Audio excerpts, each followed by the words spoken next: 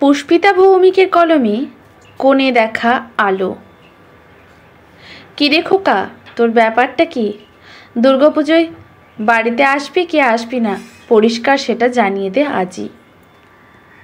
আর ঝুলিয়ে রাখিস না ব্যাপারটা।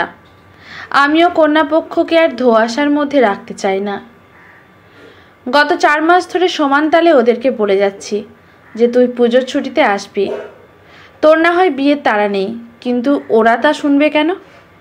আমার হয়েছে যত জ্বালা। ঝাঁঝিয়ে ওঠে এক নিঃশ্বাসে কথাগুলো বলে যান শ্রীরাধা দেবী, মানে সৃজনের মা। মায়ের কথা শুনে সৃজন বলে, উফ মা, বি কুল। প্রমিস করছি দুর্গাপুজোতে এবার কলকাতায় যাবই যাব। 3 সত্যি করলাম। আচ্ছা এবার ছাড়লাম, ভালো থেকো। আসলে 32টা বসন্ত কেটে গেলেও সৃজনের জীবনে প্রেম আসেনি। ইনফ্যাচুয়েশন অনেক ছিল বটে, কিন্তু দৌড় ওই পর্যন্তই। পড়াশোনা আর কেরিয়ার নিয়ে ব্যস্ত থাকতো সৃজন। বর্তমানে ও রসায়নবিদ্যা নিয়ে লন্ডনে রিসার্চ করছে। যাই হোক, শেষমেশ সপ্তমীতে কলকাতায় এসে পৌঁছায় সৃজন। ও কলকাতায় এলে পুজোর কটা দিন বালিগঞ্জে পরমামার বাড়িতে থাকে। এবারেও ঠিক তাই হলো। সপ্তমীর দিন সন্ধেবেলা মামার বাড়ি পৌঁছতেই কানে আসে, ছিল মন তোমারই প্রতীক্ষা করি যুগ যুগে, দিন রাত্রি ধরি বধূ কোন আলো লাগলো চোখে। মঞ্চে এক তরুণী গান গাইছে। বাহ, ভারী সুন্দর গলা তো। কে মেয়েটা? আবার সৃজনের সাথে ওই মেয়েটার দেখা পরদিন অষ্টমীর অঞ্জলিতে। ঢাকায় জামদানি শাড়িতে বেশ সেজেছে বংললনা। এই রে, ওই ললনা তো আরতির পঞ্চপ্রদীপ নিয়ে ওর দিকেই এগিয়ে আসছে। কে জানে মতলবটা কি? সৃজনের সামনে এসে সোজাসুজি সে বলল, আমার রানু পিসি, মানে আপনার বড় মামি বলল আপনাকে প্রদীপের তাপ দিয়ে আসতে।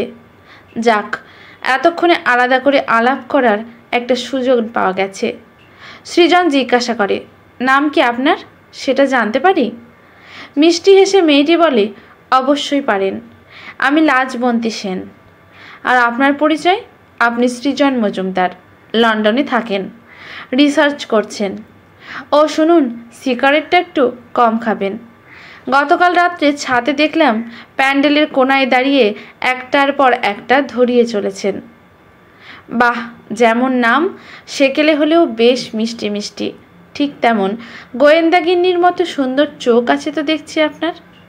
সৃজন বলে, কিন্তু আমার সম্পর্কে এত কিছু জানলেন কি করে? লাজবন্তী? জানতে চায় সৃজন। লাজবন্তী ভ্রু নাচিয়ে উত্তর দেয়, ক্রমশ প্রকাশ্য মশাই। এহেন আচরণে সৃজনের কৌতূহল আরও বেড়ে যায়।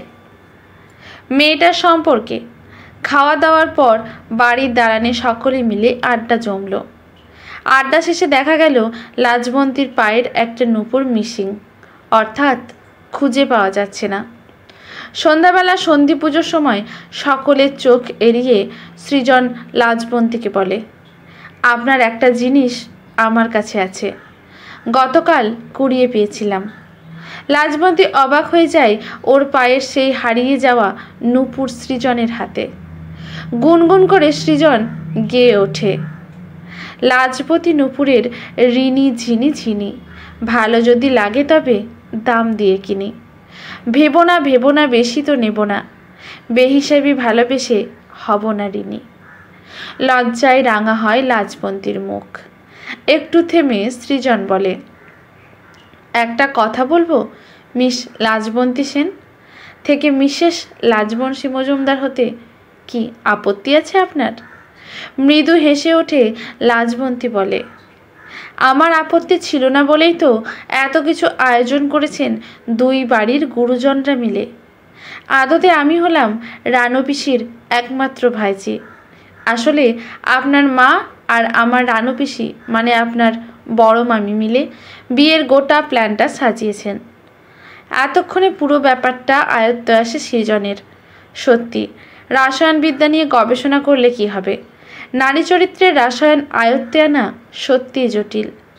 বিয়ের জন্য ট্র্যাডিশনালভাবে পাত্রী দেখতে যাবার প্ল্যান না করে এই ঘরোয়া পুজোর পরিবেশ বেশ ভালো হলো। কদিন একসাথে মেলামেশা করে ওদের সম্পর্কের নৈকট্য আরও বাড়ল। অনেকটা ওই একসাথে সপ্তমীর প্রথম দেখা, অষ্টমীতে হাসি, নবমীতে বলতে চাওয়া তোমায় ভালোবাসি মতো হলো ব্যাপারটা। দশমীর বিকেলে বিসর্জনের ঘাটে কোণে দেখা আলোয় প্রথম শুভদৃষ্টি সারে লাজবন্তিয়া সৃজন। তারপর ঘরোয়া বিজয়া সম্মেলনী উৎসবে একসাথে গান ধরে দুজনে। নয় নয় এ মধুর খেলা, তোমায় আমি এমনি করে কাটবে সারা বেলা। আজকের গল্পটি এখানে সমাপ্ত। গল্পটি ভালো লাগলে লেখকের প্রতি শ্রদ্ধা জানিয়ে একটি কমেন্ট করতে ভুলবেন না। লাইক শেয়ার করে পাশে থাকবেন। ইউটিউব থেকে দেখলে চ্যানেলটি সাবস্ক্রাইব করে বেল নোটিফিকেশানটি অল করে দেবেন। ধন্যবাদ।